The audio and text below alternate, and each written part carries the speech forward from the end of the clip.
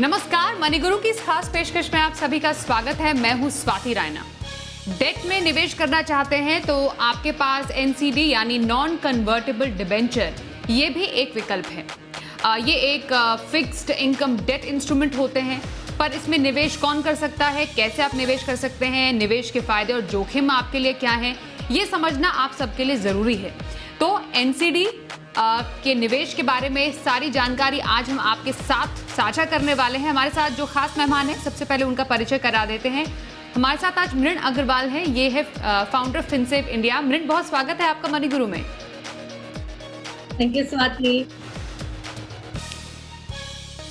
तो क्या खास आज हम ऋण से चर्चा करने वाले हैं, जरा उसकी सुर्खियों पर भी एक नजर डाल लेते हैं। सबसे पहले आज हम शो में समझेंगे क्या होते हैं नॉन कन्वर्टेबल डिबेंचर यानी एनसीडी।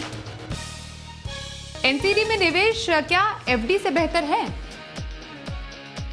एनसीडी में निवेश के फायदे क्या हैं, जोखिम क्या है, साथ ही एनसीडी में निवेश किसके लिए सही है?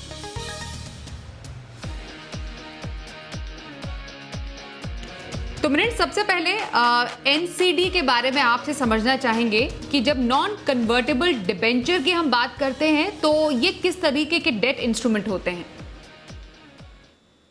तो जो नॉन कन्वर्टेबल डिबेंचर्स होते हैं वो एक्चुअली बिल्कुल फिक्स्ड डिपॉजिट की तरह ही होते हैं, बट इसमें ये एक फर्क है कि जो नॉन कन्वर्टेबल डिबेंचर्स होते हैं वो कंपनीज इशू करती हैं और बैंक्स नहीं इशू करती हैं। तो जैसे एफडी में आप एक फिक्स्ड अमाउंट डालते हैं एक फिक्स्ड पीरियड के लिए जिसमें आपको एक फिक्स्ड रिटर्न आता है, बिल्कुल ऐसे ही एनसीडी में भी आपको एक फिक्स्ड अमाउंट डालना है एक फिक्स्ड पीरियड के लिए जिसमें आपको एक फिक्स्ड रिटर्न आएगा।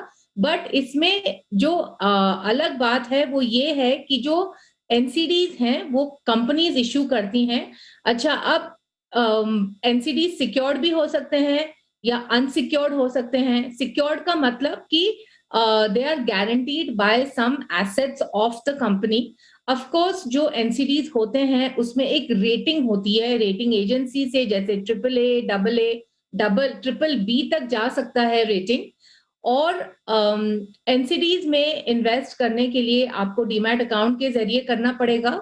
और अगर हम इसके टैक्स के बारे में बात करें तो एफडी में भी इंटरेस्ट फुल्ली टैक्सेबल है, एनसीडी में भी फुल्ली टैक्सेबल है। बट अगर लिस्टेड एनसीडी है और आप अगर उसको you sell it before maturity तो उसमें कैपिटल गेन्स टैक्स आपके लिए लगता है। तो it is like FD but there are lot of other differences in NCD compared to fixed deposits. Okay, तो आपने एक्चुअली बहुत नटशेल में काफ़ी सारी चीज़ें बता दी नॉन कन्वर्टेबल डिबेंचर के बारे में। और कंपनी जारी करती है, काफ़ी हद तक एफडी जैसी होती है, और सिक्योर्ड और अनसिक्योर्ड अनसिक्योर्ड एनसीडी जो दो तरीके के एनसीडीज होती हैं। आपने कहा कि निवेश के लिए डीमैट अकाउंट की ज़रूरत होती है। कितने कितने साल तक की, क्योंकि इसकी अवधि फिक्स्ड होती है, फिक्स्ड टेन्योर की का ये डेट इंस्ट्रूमेंट है, कितने साल तक के लिए इसमें निवेश कर सकते हैं? और ये भी मृण आपसे समझना चाहते हैं, निवेश के अलावा जो अगर मानिए कोई इसको बेचना चाहता है तो बेचने का क्या तरीका है नॉन कन्वर्टेबल डिबेंचर का? तो बेसिकली निवेश का तरीका डीमैट अकाउंट के जरिए कितने साल के लिए, और बेचना अगर किसी को है तो उसके नियम क्या है?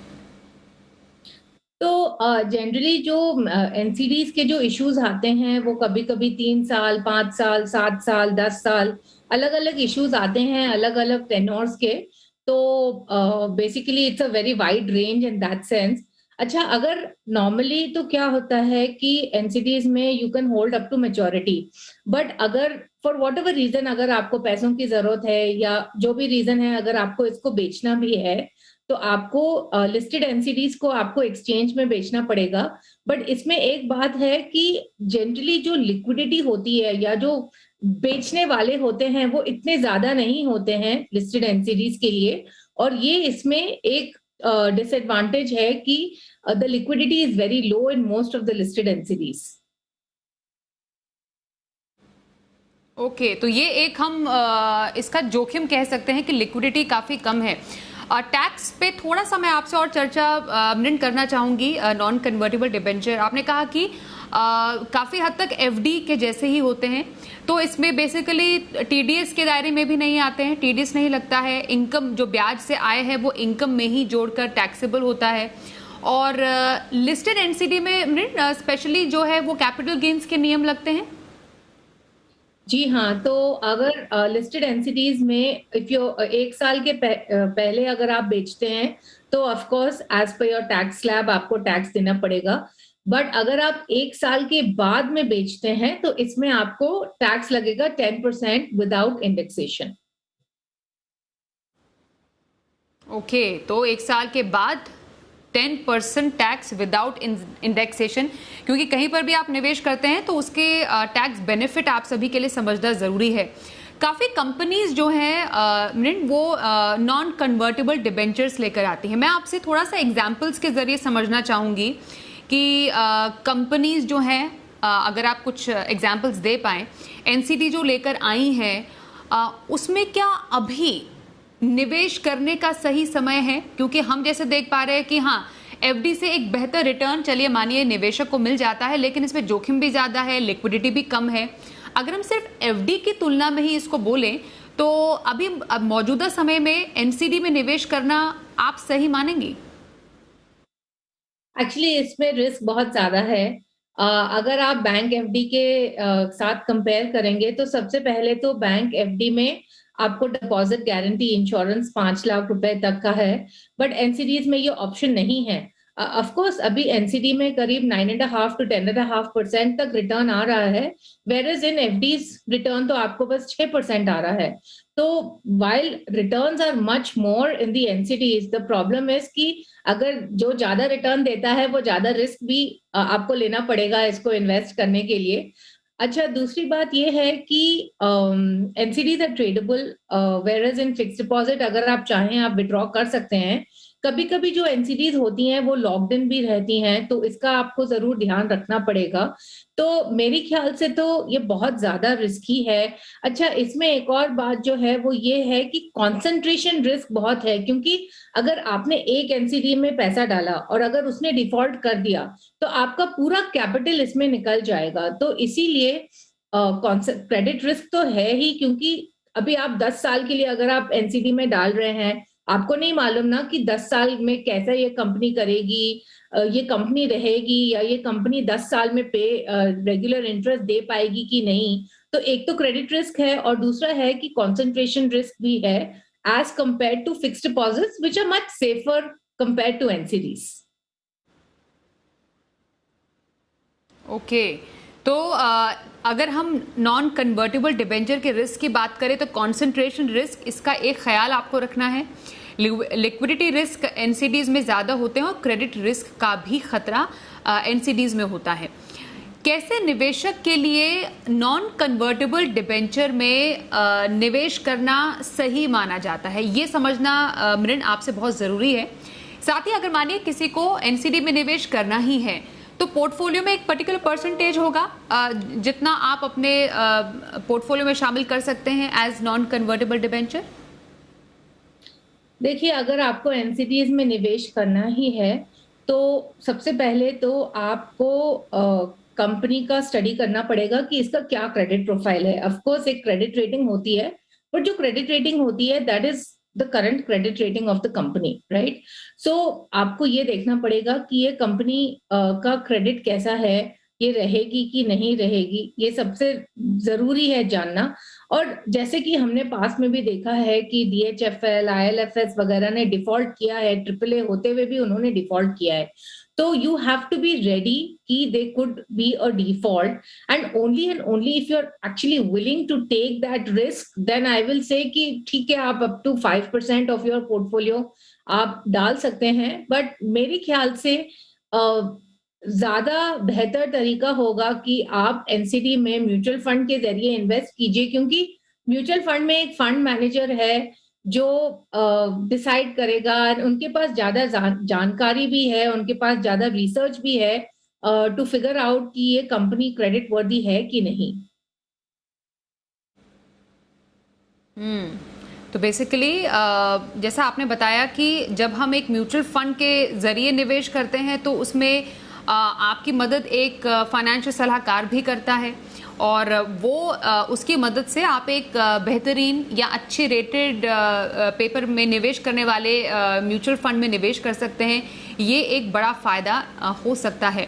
एनसीडी और डेट फंड की जब हम बात करते हैं इन टर्म्स ऑफ रिटर्न, कितना डिफरेंस देखने को मिल सकता है मृण? क्योंकि जो निवेशक होते हैं वो रिटर्न को भी बहुत ज़्यादा, इनफैक्ट रिटर्न को काफ़ी ज़्यादा यहाँ पर इम्पोर्टेंस देते हैं। दोनों के रिटर्न में लगभग कितना डिफरेंस है? एक्चुअली रिटर्न्स में तो काफी डिफरेंस रहेगा, क्योंकि अगर आप देखते हैं तो NCDs are there, for example short duration debt fund, या अगर आप कॉर्पोरेट बॉन्ड फंड या आप क्रेडिट रिस्क फंड के साथ भी कंपेयर करते हैं तो देखा जाए तो let's say short duration debt fund and corporate bond fund में करीब 6.5% एक्सपेक्ट कर सकते हैं post tax, whereas credit risk fund again would be about 6.5 to 7%.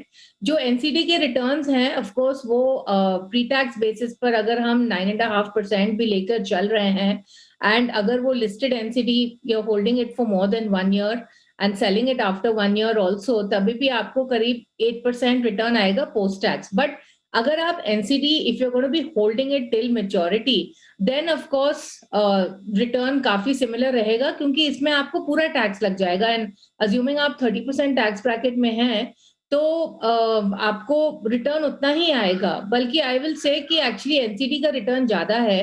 Actually जो हम क्या देख रहे हैं कि आजकल जो एनसीडीज आ भी रही है ना रिटेल इन्वेस्टर्स के लिए, उनकी रेटिंग काफी लो है, तो जनरली AA से कम रेटिंग है, एंड जो भी कंपनी AA से कम रेटेड है उसमें रिस्क भी ज्यादा है। अगर हम देखते हैं तो म्यूचुअल फंड्स में they need to have AA and above holdings, right? But आजकल जो एनसीडीज ज्यादातर आ रही हैं वो एक्चुअली AA के नीचे हैं। तो एक्चुअली क्या है कि रिस्क फैक्टर बहुत हाई है, एंड जनरली क्योंकि ये जो कंपनीज जो पैसे रेस कर रही हैं इनकी स्टैंडिंग इतनी अच्छी नहीं है, इसलिए इसमें रिटर्न भी ज्यादा है। तो एक्चुअली अगर हम short duration debt fund and corporate bond fund के साथ लाइक टू लाइक कंपैरिजन भी नहीं रहेगा, because they have more higher rated bonds than most of these NCDs which are coming at 9.5%. Interesting. और लगभग कितना ड्यूरेशन, वैसे तय अवधि के हिसाब से एनसीडी में आप निवेश करते हैं, लेकिन आप एक मैक्सिमम ड्यूरेशन या एक आइडियल ड्यूरेशन कितना बोलेंगे किसी को एनसीडी में नॉन कन्वर्टेबल डिबेंचर में निवेश करने के लिए? एंड मोस्ट इम्पॉर्टेंटली, अगर किसी को अपने पोर्टफोलियो में एक हाई रिस्क डेट इंस्ट्रूमेंट शामिल करना है भी, तो कैसे गोल्स के लिए या कैसे लक्ष्यों के लिए आपको निवेश करना चाहिए नॉन कन्वर्टेबल डिबेंचर्स में? तो आई वुड से कि 3 से 5 साल तक का ही आपको एनसीडी लेना चाहिए, उसके ऊपर का नहीं लेना चाहिए। और जब हम डेट फंड्स के बारे में बात कर रहे हैं तो अगर आपको हाई रिस्क डेट फंड चाहिए जिसमें आप 3 से 5 साल तक का निवेश कर सकते हैं, तो मेरे ख्याल से क्रेडिट रिस्क फंड्स अच्छी कैटेगरी है। पिछले साल इस कैटेगरी में काफी इवेंटफुल रहा because of the whole Templeton issue, but I think उसके बाद में इसमें नए रेगुलेशंस भी आए हैं और काफी सारे फंड्स ने अपने पोर्टफोलियोज भी काफी क्लीन अप किए हैं। तो आई एक्चुअली थिंक कि credit risk is a good category, but certainly it is high risk category. इसमें वॉलेटिलिटी आपकी ज्यादा रहेगी as compare to corporate bond या शॉर्ट ड्यूरेशन डेट फंड। तो अगेन सोच समझकर जांच कर ही आप निवेश करें। ऐसे नहीं कि अच्छा इसमें थोड़ा ज्यादा रिटर्न आएगा तो इसमें हम चले गए, क्योंकि इसमें रिस्क ऑफ डिफॉल्ट, वॉलेटिलिटी वगैरह ज्यादा है। But certainly I will say NCD versus credit risk fund, I would still go for credit risk fund, क्योंकि इसमें मुझे डाइवर्सिफिकेशन मिल जाएगा। मैं एक एनसीडी में डालूं वर्सेस एक क्रेडिट रिस्क फंड में डालूं जिसमें दे हैव इन्वेस्टेड इन 20 और 25 सच एनसीडीज, राइट? सो इसमें मेरे को रिस्क डाइवर्सिफिकेशन भी मिलता है, and that is why I would prefer credit risk fund. All right, चलिए एक ब्रेक के लिए यहाँ पर रुकते हैं। ब्रेक के बाद कुछ और चर्चा होगी, कवर्ड बॉन्ड पर भी बात करेंगे। कवर्ड बॉन्ड क्या होते हैं, कवर्ड बॉन्ड कैसे डिफरेंट होते हैं नॉन कन्वर्टेबल डिबेंचर से, इस पर चर्चा जारी रहेगी। छोटे से ब्रेक के बाद देखते रहिए मनी गुरु।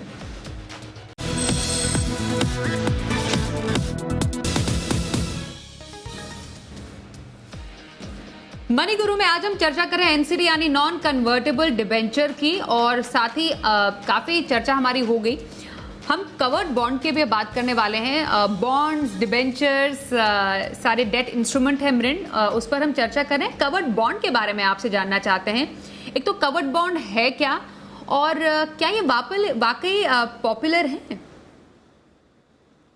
पॉपुलर तो बहुत है, क्योंकि इसमें जो कवर्ड बॉन्ड का मेन सेलिंग पॉइंट है वो ये है कि इसमें एक एडिशनल सिक्योरिटी आपको मिल रही है। तो covered bond works like this कि एक एनबीएफसी है जिसने ऑलरेडी लोन्स दिए हुए हैं, एंड वो इन लोन्स को अब सिक्योरिटाइज कर रहे हैं।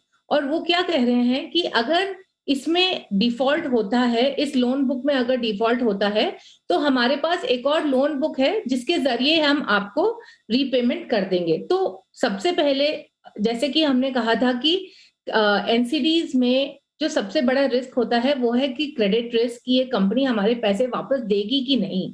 तो इसके लिए वो लोग क्या कह रहे हैं कि हम जो सिक्योरिटीज हैं, हम उसके ऊपर भी एक कवर आपको, एडिशनल कवर हम आपको दे रहे हैं, और इसीलिए कवर्ड बॉन्ड्स काफी पॉपुलर हो रहे हैं। दूसरी बात यह है कि इसमें जो रिटर्न भी आ रहा है कवर्ड बॉन्ड्स में, करीब 9.5-10% का रिटर्न आ रहा है। Again compare to fixed deposit, 3.5-4% return more for short term 18 months 24 months के पीरियड के लिए इतना अच्छा रिटर्न आ रहा है। तो इसीलिए भी लोग इससे काफी अट्रैक्ट हो रहे हैं। और दूसरी बात जो है कि जो प्लेटफॉर्म्स ये प्रोडक्ट्स ला रहे हैं, again these platforms have a very wide base, तो इसीलिए भी ये सब प्रोडक्ट्स काफी पॉपुलर हो रहे हैं। बट आई थिंक जो एनसीडी की जो प्रॉब्लम है वो कवर्ड बॉन्ड्स में भी है, क्योंकि अगर हम देखते हैं जो company actually covered bond issue कर रही है वो एक एनबीएफसी है, वो ये फिनटेक प्लेटफॉर्म नहीं है। तो काफी सारे लोगों जिन्होंने मुझसे पूछा इस बारे में, दे वर थिंकिंग कि जो फिनटेक प्लेटफॉर्म है वो लोग ये प्रोडक्ट मैन्युफैक्चर कर रहे हैं, but they are only promoting the product, they are not the product manufacturer. So there is an NBFC and again very low rated NBFC, जो NBFCs हमने देखी हैं, they are single A rated, which is very very low. उनकी gold loan की book है, gold loans, as you know, is taken by people in distress, right? So again, lot of issues with all of these. It's just that people feel ki a fintech platform is giving this product and hence it will be safe, and that is the wrong way of thinking. You need to see the credit rating of the company, that is very very important, and hence जो NCD का जो inherent risks है, which is default risk, credit risk, concentration risk, all of those risks are there in this covered bond product also. और tax भी बिल्कुल debt instrument जैसा ही लगता है कवर्ड बॉन्ड में। Actually, taxation के लिए they have structured it like a market link debenture. They have basically listed it. तो वो जैसे मैंने बताया कि if you hold for less than 1 year, it's fully taxable, and above 1 year, it's taxed at 10% without indexation. Okay और मानिए किसी को कवर्ड बॉन्ड में निवेश करना ही है, अगेन क्या जो निवेशक है उसको जानकारी होनी चाहिए, क्योंकि हर तरीके का निवेशक इस वक्त हमारा शो देख रहा है। मृण अग्रेसिव भी हैं, काफ़ी कंजर्वेटिव भी हैं। जब हम डेट कैटेगरी की बात करते हैं तो यूजुअली लगता है कि इसमें तो रिस्क ही नहीं होता है, बट लेकिन सच बात तो है कि डेट कैटेगरी में बहुत सारे प्रकार के रिस्क होते हैं, क्रेडिट, लिक्विडिटी, और जितने सारे अभी मृण ने बताए, interest rate risk for example. तो कवर्ड बॉन्ड में भी जोखिम है, तो कैसे निवेशक के लिए, क्या इसमें भी एक अग्रेसिव थिंकिंग वाला निवेशक ही निवेश करे?